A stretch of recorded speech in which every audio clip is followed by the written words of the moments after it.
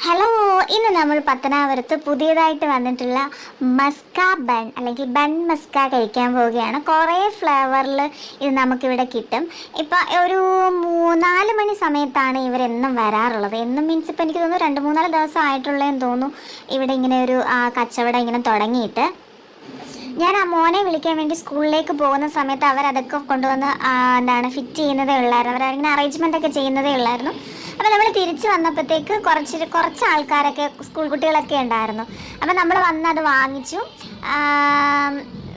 മോൻ വാങ്ങിച്ചത് നമ്മുടെ മോന് ക്രീമല്ല, ചോക്ലേറ്റിൻ്റെ മസ്ക ബണ്ണാണ് വാങ്ങിച്ചത്.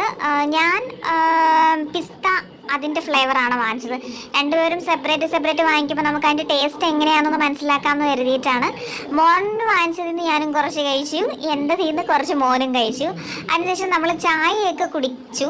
ഒരു ഇറാനി ചായ എന്നാണ് കേട്ടോ. അപ്പോൾ ഒരു മസാലയുടെ ടേസ്റ്റൊക്കെയാണുള്ളത്. നമ്മൾ വാങ്ങിച്ച് കുറച്ച് കഴിഞ്ഞപ്പോഴത്തേക്ക് ഇത് നല്ല തിരക്കായി ഇവിടെ കേട്ടോ. ഇവർക്ക് നന്നായിട്ട് ഇവരുടെ ഈ സംഭവം വിറ്റ് പോകുന്നുണ്ട്.